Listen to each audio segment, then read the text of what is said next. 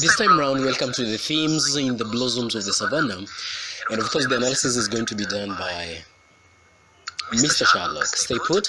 Let's see some of the themes that are depicted from the text, the blossoms of the Savannah.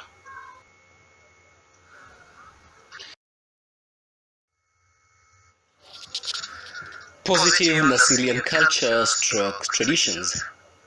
Culture refers to the customs, habits, and behaviors that characterize a society's, community's, or nation's way of life. On the other hand, traditions form part of the culture of a people and are handed down from generation to the next. Positive aspects of culture in Nasila are important in holding people together. There are many aspects of Nasilian culture which are positive. The songs the young people and children sing during Ole Kaelo's homecoming ceremony attest to the rich Ma culture. The narrator says, and I quote, "From the children's performance, it was evident that the cherished Nasilian traditional dance would stand the test of time," and that is found on page 44. The writer says equally that the party was full of pomp and gaiety.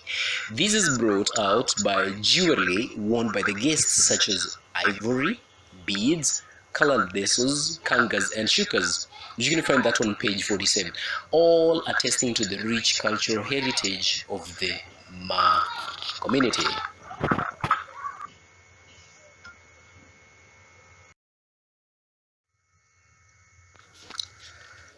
Generosity as a virtue is Nasilian who invites all those present in the party to savor his brother's lavish hospitality. Page 46. Food and drinks are served in generous measures to all those present, equally that one 47. Ole Musanka, an elder who blesses Ole Kaelo's home, glorifies Ma's culture, saying that it was the blood and marrow that gave sustenance to the body.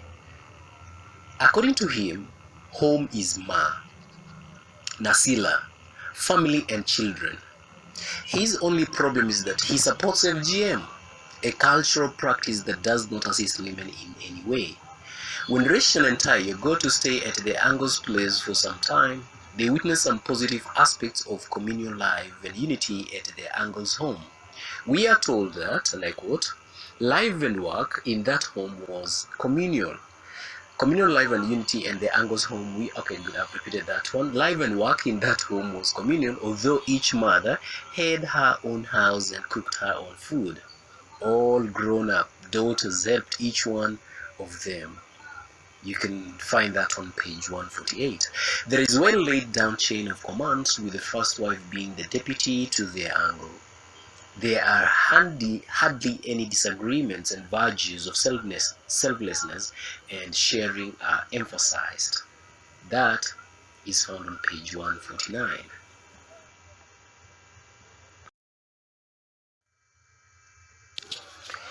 When Ole Kaelo's daughters are assaulted by two men, the communal way of life comes in handy.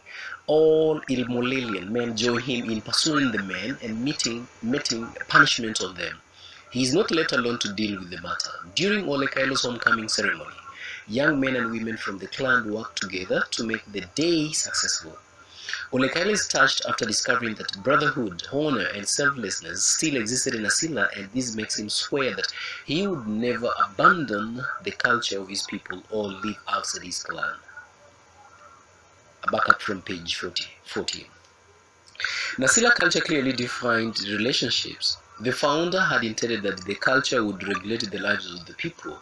It charted out the way for everyone from cradle to the grave. It defined relationships. It created laws that governed the ownership, property, and settled disputes. It did not discriminate. It did not favor anyone over the other. It gave everyone a chance to live a full life. It protected everyone within its confines and provided cleansing procedures for those who defiled it. It was simply a cherished way of life for all the Ma people. And that you can find on page 118.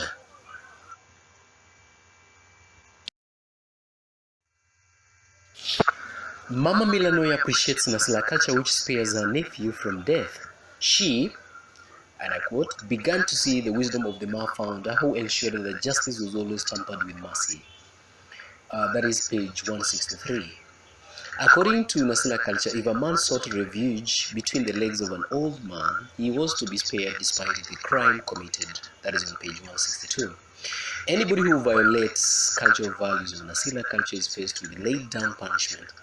Both Ntara Muyo and Lante, who had attempted to reparation Antayo, are forced to pay fines to the girls and their father, and somehow justice is done.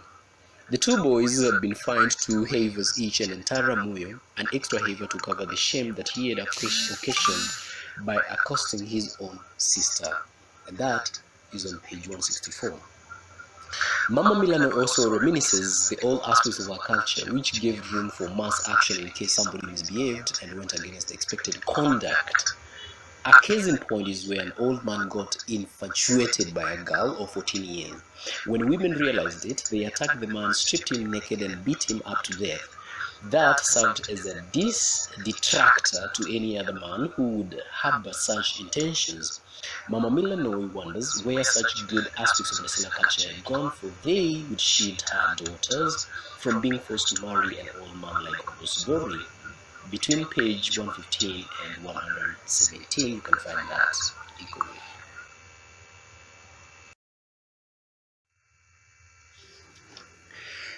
A girl was always protected from men with evil intentions. Girls were kept away from male visitors in their homes, and there was hardly any interactions between fathers and daughters. That is on page 175. The Richma culture has different types of love. There is Elengatare, where boys did anything possible to win girls' admirations. That is on page 124. The Elangatare love included feats by boys, such as killing lions and defending people and their cattle from their enemies. There is also Putureishi type of love, where a girl and a boy were allowed to have a love affair alongside the conventional love. Such boys were the darlings of the girls, and a song of praise would be composed by the girlfriend in praise of the valerious deeds of her boyfriend. That is on page 124 to 125. These relationships ended in marriage after a marriage ceremony. On the other hand, the patureishi did not end in marriage. It was meant to check the conduct and behavior of young people and keep them disciplined. That is on page 126.